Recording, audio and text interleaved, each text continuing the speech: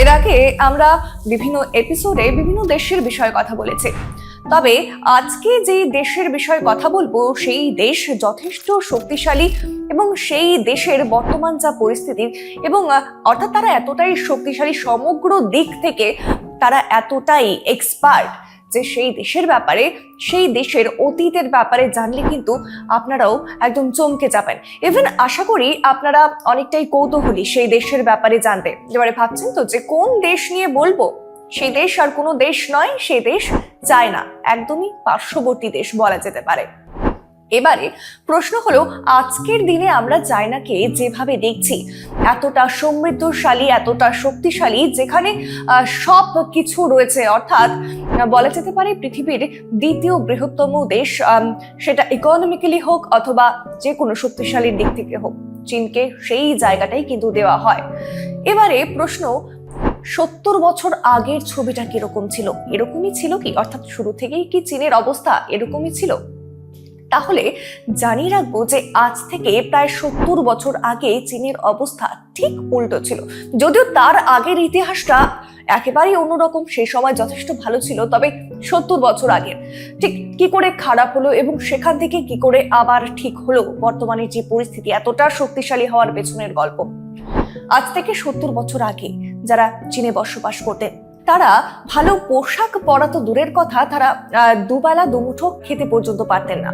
তার কারণ সেখানকার অর্থনীতির অবস্থা এতটাই ধুঁকে গিয়েছিল। এমনকি সেই চীনের যে সমুদ্র রয়েছে সেখানে রীতিমতো চীনাদের লাশ ভাসতে শুরু করেছিল, অর্থাৎ প্রচুর পরিমাণে মানুষ মারা যেতেন একে তো না খেয়ে, তার পাশাপাশি প্রচুর যুদ্ধের গল্প কিন্তু রয়েছে, সেসব কিছুতে আসবো।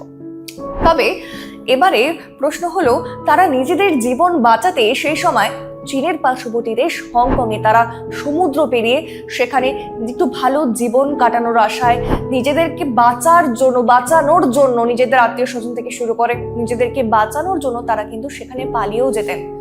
এবারে প্রশ্ন এটাও দাঁড়াচ্ছে, তাহলে এত খারাপ অবস্থা থেকে সেই চীন কিভাবে এই জায়গায়, আজকের দিনের চীনের যা ছবি আপনারা সকলেই জানেন, আমরা বিভিন্ন চাইনিজ প্রোডাক্ট ইউজ করি, পাশাপাশি এতটা আপডেটেড কিভাবে হলো চীন, সেই বিষয় কিন্তু আজকে বিশদ তথ্য দেব। এবং পাশাপাশি আরেকটি বিষয় বলে রাখি, সেখানে ওই 70 বছর আগে সেখানে পড়াশোনার জন্য এক প্রকার ক্রাইম ছিল, এডুকেশন তারা করতে পারবে না, এবং সেখানে যিনি নেতৃত্বে ছিলেন তার পারমিশন ছাড়া তো প্রশ্নই ছিল না। এবারে হঠাৎ কি হলো যে 40 বছরের মধ্যে চীন পৃথিবীর দ্বিতীয় ইকোনমিতে স্থান পেল, অর্থাৎ চীনের যে এই আমূল পরিবর্তন হলো কিভাবে? আর একটি বিষয় পাশাপাশি জানিয়ে রাখবো যে নেপোলিয়ন বলেছিলেন চীন একটা ঘুমন্ত দৈত্য, চীন যখন মাথা চাড়া দিয়ে উঠবে গোটা দেশের মাথা নাড়িয়ে দেবে। এবং বলে রাখবো যে আজকের দিনে চীনের জিডিপি $18 ট্রিলিয়ন, একদম আজকের দিনে, এবং এই মুহূর্তে দাঁড়িয়ে চীন প্রায় আমেরিকা ইউরোপকে টেক্কা দিতে পারে, অর্থাৎ এতটাই শক্তিশালী দেশ। কারণ আমরা জানি যে চীনের থেকে বিভিন্ন দেশ কিন্তু তাদের যুদ্ধের জন্য অস্ত্র সামগ্রী কেনে, অর্থাৎ চীনে কি না পাওয়া যায়। তবে চীনের সেই খারাপ অবস্থাটা কেন হলো, একটু পেছনে যেতে হবে, সেই ইতিহাসটা আপনাদের জানাবো। জানিয়ে রাখবো 1937 ঠিক সেই সময় জাপান চীন আক্রমণ করে এবং প্রায় এক রাতের মধ্যে প্রায় 2 লক্ষ চাইনিজ মহিলা, অর্থাৎ চীনা মহিলাদের ধর্ষণ করে জাপানিজ সেনারা। আর ঠিক এসবের পর প্রচুর চীনারা তাদের মৃত্যু হয় এবং ঠিক তারপরেই কিন্তু যুদ্ধ শুরু হয়। সেই যুদ্ধ আপনারা জানেন, দ্বিতীয় বিশ্বযুদ্ধ। এবং সেই গৃহযুদ্ধের পর প্রায় 1.5 কোটি চীনা মানুষজন যাদের মৃত্যু হয়, মৃত্যু মিছিল লেগে যায় এবং এরপর শুরু হয় গৃহযুদ্ধ, অর্থাৎ একের পর এক এই যুদ্ধে চীন একদম ধ্বংসের পথে, সেই মুহূর্তের কথা বলছি। আর তারপর সেই চীনের ধ্বংসের আরো একটা বড় কারণ, সেই সময় কমিউনিস্ট যেই নেতা ছিলেন তার ভুল ডিসিশন, তার ভুল আইডিওলজি, অর্থাৎ সে নিজেকে সর্বা মনে করত। ঠিক যেমনটা বলছিলাম শুরুতেই যে পড়াশোনা করার ক্ষেত্রেও তার পারমিশন নেওয়া অত্যন্ত জরুরি ছিল, আর যদি না নেওয়া হতো তাহলে কিন্তু তার কপালে মৃত্যুই লেখা ছিল বলে এমনটাই জানা যায়। অর্থাৎ সেই নেতার ভুল ডিসিশনেই কিন্তু সেই সময় চীন একদম ধ্বংস হয়ে যায়।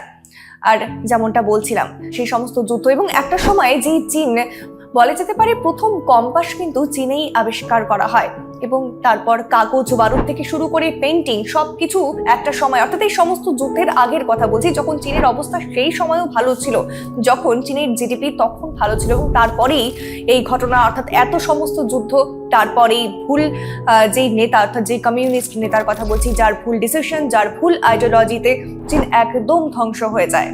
যে চীন এত কিছুতে এক্সপার্ট ছিল এবং সেই কমিউনিস্ট নেতা যার জন্য এত কিছু হলো, এবং সেই মুহূর্তে আরো একটি বিষয় বলে রাখবো, তখন ভারত একদিকে শাসন করছে ইংরেজরা, এবং ইংরেজরা যে অনেক ভারতীয়দের দিয়ে আফিম চাষ করাতো, এবং সেই আফিম তারা কিন্তু চীনা বাজারে বিক্রি করতো, যার ফলে চীনের যুব সমাজ একদম ধ্বংস, কারণ তারা নেশাগ্রস্ত হয়ে পড়লো।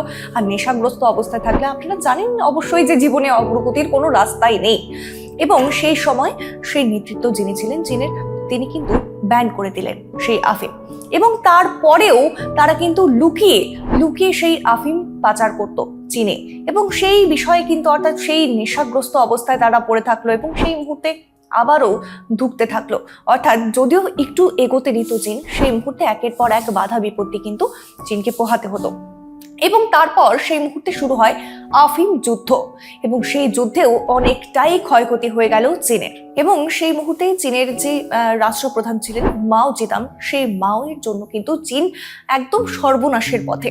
যেমন তিনি শিক্ষার আলো চীনে ফুটতে দিত না, তার কারণ যদি কেউ শিক্ষিত হয়ে যায় তাহলে তার আইডিওলজি কেউ মানবে না, তিনি যা ডিসিশন নিত, অর্থাৎ কেউ পড়াশোনা করতে পারবেন, এবং তিনি যেটা বলবেন সকলকে সেটাই মানতে হবে। এক প্রকার এই মাওয়ের জন্য কিন্তু একদম চীন ধ্বংসের পথে, প্রায় ধ্বংসই বলা যেতে পারে। কিন্তু ঠিক তারপর একজন ব্যক্তি, একজন কমিউনিস্ট নেতা ছিলেন, যে ব্যক্তি যার নাম ডেং জিয়াপিং। তিনি সেই সমস্ত যুদ্ধ বা সেই সমস্ত কিছুর পর তাকে কিন্তু পাঠিয়ে দেওয়া হয়েছিল, তৎকালীন এই মাও যার কথা বলছিলাম তাকে এক গ্রামে পাঠিয়ে দিয়েছিল। আর সেই সেই ডেং জিয়াপিং যার কথা বলছি, যার হাত ধরে আজকের চীন হয়ে উঠেছে, কেউ কখনো বিশ্বাসই করতে পারিনি।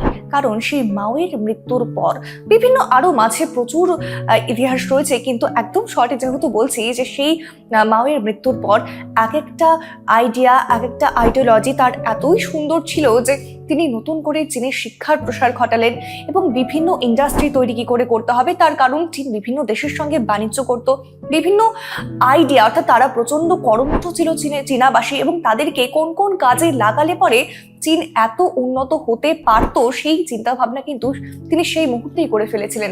এবং তিনি নিজেকে কখনো জাহির করতো না, তিনি কখনোই বলতো না যে তার কথাই সকলকে মানতে হবে।